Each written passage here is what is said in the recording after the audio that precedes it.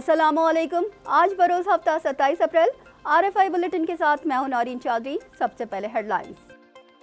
वजीर आजम world economic forum में शिरकत के लिए सऊदी अरब जाएंगे। 4 से 5 मई तक गैम्बिया की उम्मा समिट में भी शरीक होंगे।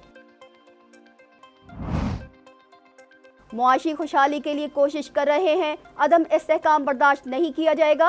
मनफी प्रोपेगंडा और सोशल मीडिया ट्रोलिंग के जरिए तरक्की के सफर में रखना नहीं डालने देंगे। आर्मी चीफ का ग्रीन इनिशिएटिव कॉन्फ्रेंस से खिताब।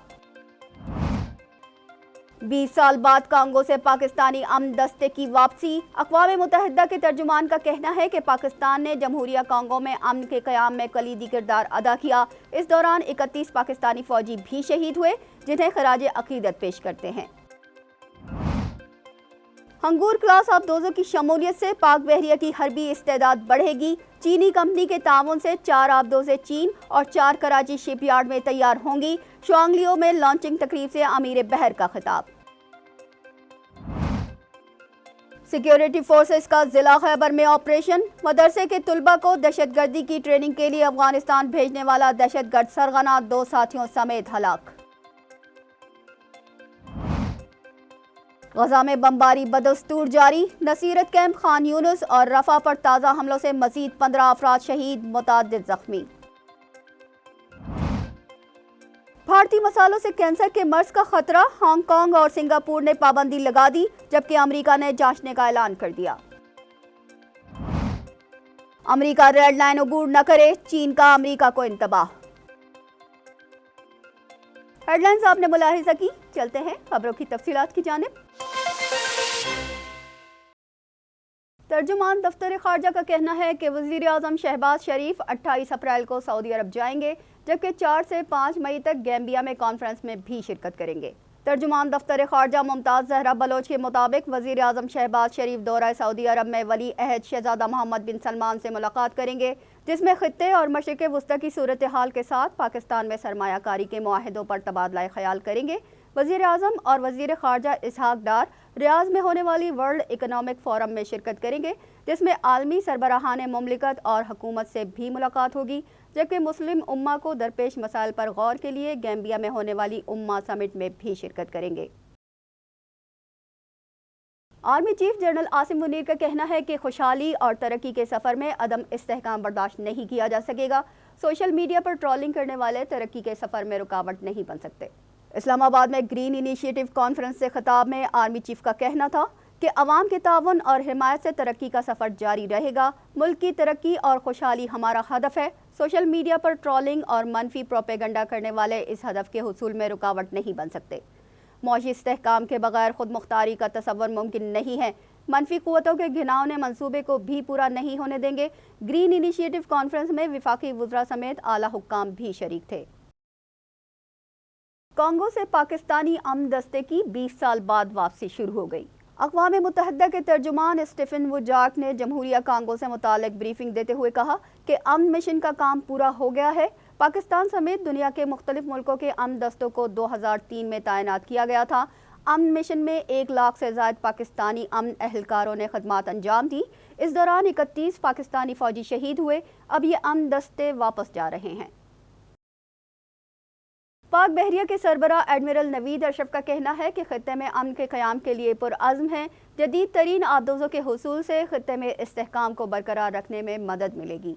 पाक बहरिया के लिए पहली हंगूर क्लास आबदोज़ की लॉन्चिंग तकरीब से खिताब करते हुए अमीर बहर ने कहा कि ये प्रोजेक्ट पाक चीन दोस्ती में एक नई जहद का इजाफा करेगा। हंगोर क्लास आबदोज़ की बरवक्त तैयारी यकीनी बनाने में China ship building and offshore international company limited का अहम किरदार है। पाक बहरिया चीन के इश्तराक से जदीद हरबी सलाहियत हासिल करती रहेगी। चीनी सदर के दौरे पाकिस्तान के मौके पर हंगूर क्लास आबदोज़ों का मुआहिदा हुआ था, जिसके तहत 4 आबदोज़ें चीन जबकि 4 आबदोज़ें कराची शिपयार्ड में तामीर की जाएंगी। आबदोज़ की लॉन्चिंग तकरीब Wuchang ship building industry group के शुआंगलो बेस में हुई, जिसमें दोनों मुल्कों के आला हुक्काम शरीक थे, जबकि chief of naval staff admiral Naveed Ashraf मेहमान खुसूसी थे।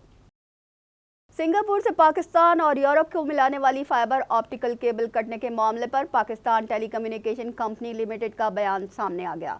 सिंगापुर से पाकिस्तान और यूरोप को मिलाने वाली फाइबर ऑप्टिकल केबल कटने के मामले पर पाकिस्तान टेलीकम्युनिकेशन कंपनी लिमिटेड का बयान सामने आ गया। پی ٹی سی ایل کے ترجمان کا کہنا ہے کہ سب میرین کیبل کٹنے سے پی ٹی سی ایل کے ٹریفک متاثر نہیں ہوئی، پی ٹی سی ایل کی ٹریفک معمول کے مطابق ہے۔ ترجمان کا کہنا ہے کہ cable P T C L کے نیٹ ورک انفراسٹرکچر کا حصہ نہیں ہے، پی ٹی سی ایل کا نیٹ ورک سروس میں کسی بھی قسم کی کمی کے بغیر بہترین کام کر رہا ہے۔ رپورٹس کے مطابق سنگاپور سے پاکستان اور یورپ کو ملانے والی فائبر آپٹیکل کیبل کٹ گئی ہے۔ ذرائع کے مطابق کیبل کو ٹھیک ہونے میں 1 مہینہ لگے گا۔ کیبل کٹنے سے پی ٹی سی ایل اور ٹرانس ورلڈ کی مشرقی سمت سے آنے والی ٹریفک متاثر ہوئی ہے۔ ذرائع کا کہنا ہے کہ پاکستانی صارفین کو شام کے اوقات میں انٹرنیٹ براؤز کرنے میں مشکلات کا سامنا رہے گا۔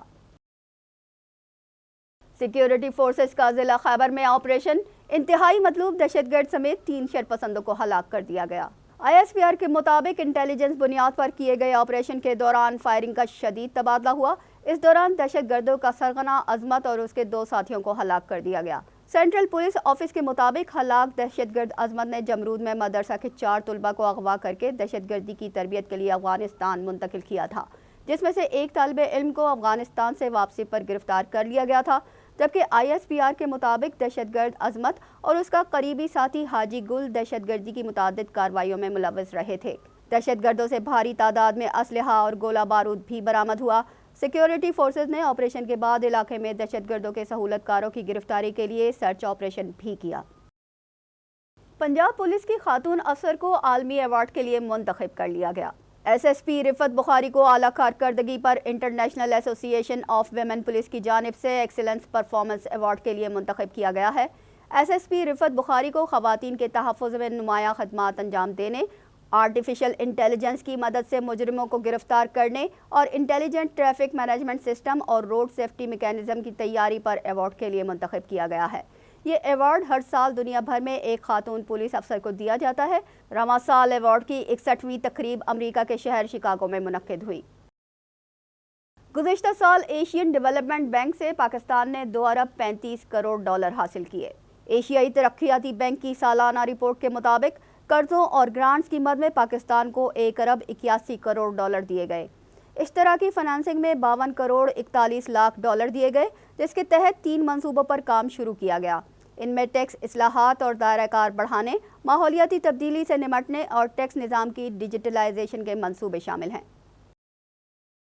عالمی مارکیٹ میں خام تیل کی قیمت میں $1.86 فی بیرل کی کمی ریکارڈ کی گئی۔ ذرائع کے مطابق عالمی مارکیٹ میں تیل کی قیمتوں میں کمی سے ملک میں پیٹرولیم مصنوعات کی قیمتوں میں 5 سے 7 روپے تک کی کمی ہو سکتی ہے۔ پیٹرول 5 اور ڈیزل 7 روپے فی لیٹر کم ہو سکتا ہے۔ حکومت نے گزشتہ 2 ماہ میں پیٹرول، ہائی سپیڈ ڈیزل اور دیگر مصنوعات میں 2 مرتبہ اضافہ کیا ہے۔ غزہ کے نصیرت کیمپ خان یونس اور رفح پر بمباری سے 15 فلسطینی شہید ہو گئے۔ عرب میڈیا کے مطابق مغربی کنارے کے شہر جنین میں بھی فوج کی فائرنگ سے 2 فلسطینی شہید ہو گئے۔ غزہ میں ایک نومولود بچی بھی چل بسی۔ غیر ملکی میڈیا کے مطابق 7 اکتوبر سے جاری بربریت کے نتیجے میں شہید ہونے والے فلسطینیوں کی تعداد 34,300 ہو گئی ہے، جبکہ غزہ میں حماس کے نائب سربراہ خلیل الحیا نے کہا ہے کہ اسرائیل کا جنگ بندی مذاکرات سے متعلق جواب موصول ہوا ہے۔ خلیل الحیا کا کہنا ہے کہ اسرائیل کی جانب سے موصول جواب کا جائزہ لے رہے ہیں۔ ہانگ کانگ میں بھارتی مصالحوں کی فروخت پر پابندی عائد کر دی گئی ہے۔ امریکہ نے بھی بھارتی مصالحوں کو جانچنے کا اعلان کر دیا۔ میڈیا کے مطابق ہانگ کانگ میں درآمد کیے گئے بھارتی مصالحوں میں مضر صحت اجزاء پائے گئے ہیں، جس کے باعث ہانگ کانگ فوڈ اتھارٹی نے 2 بھارتی کمپنی سے مصالحوں کی درآمد بند کر دی ہے، کیونکہ ان کے بھیجے گئے مصالحوں سے کینسر کے مرض کا خطرہ لاحق ہے۔ جبکہ سنگاپور نے بھی بھارتی کمپنیز کے بھیجے گئے مصالحے مضر صحت ہونے کی وجہ سے واپس بھجوا دیے تھے۔ اس سے قبل امریکہ کی فوڈ اینڈ ڈرگ ایڈمنسٹریشن نے بھی انہی شکایات اور ملاوٹ کی بنا پر بھارت سے آنے والے مصالحوں کی جانچ کا اعلان کیا تھا۔ امریکہ ریڈ لائن عبور نہ کرے، تائیوان کے معاملے پر بیجنگ کا موقف اصولی ہے۔ چینی وزیر خارجہ کا امریکی ہم منصب سے ملاقات میں 2 ٹوک موقف، جبکہ چینی صدر کا کہنا ہے کہ دونوں ملک شیطانی مقابلے سے گریز کرتے ہوئے شراکت دار بنے۔ امریکی وزیر خارجہ نے بیجنگ میں چینی صدر شی جن پنگ سے ملاقات کی، جس میں یوکرین جنگ، مشرق وسطیٰ تنازع، تائیوان کا مسئلہ اور ایران کے معاملے پر تبادلہ خیال کیا گیا۔ اس موقع پر چینی صدر کا کہنا تھا کہ چین اور امریکہ کو ایک دوسرے کا حریف نہیں بلکہ شراکت دار ہونا چاہیے، جبکہ بیجنگ میں چینی وزیر خارجہ وانگ یی کی امریکی وزیر خارجہ اینٹونی بلنکن سے ملاقات ہوئی۔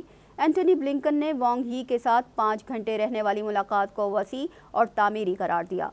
मुलाकात के दौरान अमेरिका ने भी खबरदार किया कि दोनों ममालिक या तो इस्तेहकाम के साथ आगे बढ़ सकते हैं या फिर बिगड़ती हुई सूरत हाल की तरफ पलट सकते हैं, जो मुमकिन तौर पर तसादुम का बायस होगी।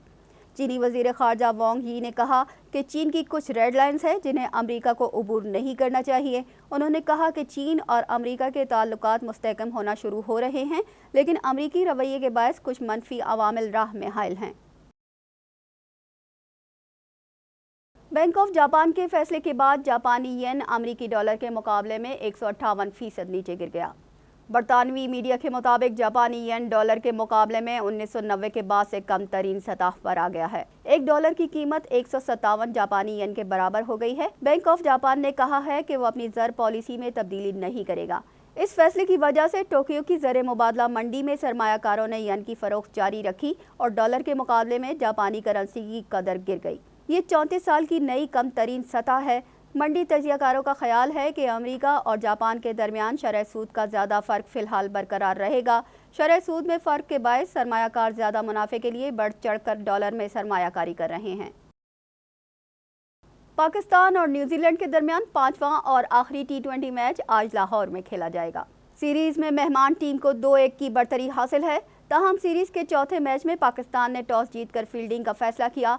न्यूजीलैंड ने 20 ओवर्स में 7 विकेटों पर 178 रन बनाए। ओपनर टिम रॉबिन्सन ने 51 और डैन फॉक्सक्राफ्ट ने 34 रन स्कोर किए। पाकिस्तान की जानिब से अब्बास आफरीदी ने 3 विकेटें हासिल की। जवाब में पाकिस्तानी टीम 20 ओवर्स में 8 विकेटों पर 174 रन बना सकी। फ़खर जमान के 45 गेंदों पर 61 रन भी टीम के काम न आए। न्यूजीलैंड ने पाकिस्तान को दिलचस्प मुकाबले के बाद 4 रन से हरा दिया। इसके साथ ही न्यूज़ बुलेटिन अपने इख्तिताम को पहुंचा। हमें दीजिए इजाज़त। अल्लाह निगहबान।